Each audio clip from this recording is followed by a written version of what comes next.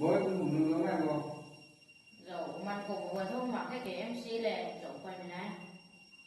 tu cái face của mày chỉ kiến mình thôi Quay mặc hết. cùng rồi những ai đâu đi hết đấy em chỉ vào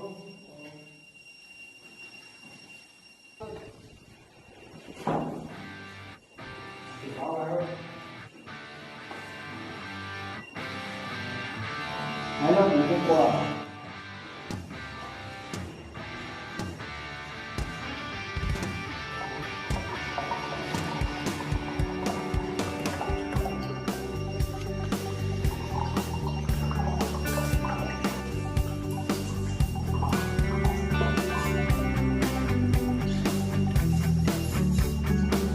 đi vô thằng lại đây lên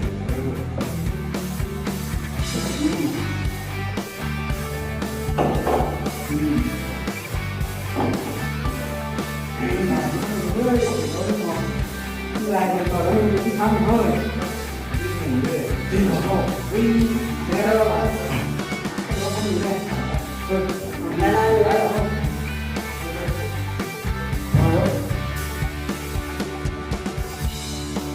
tao làm cái gì đây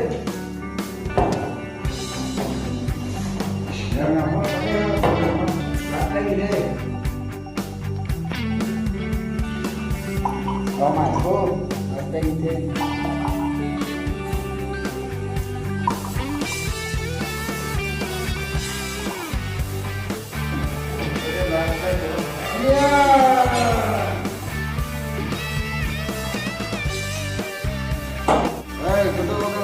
Ada orang sini,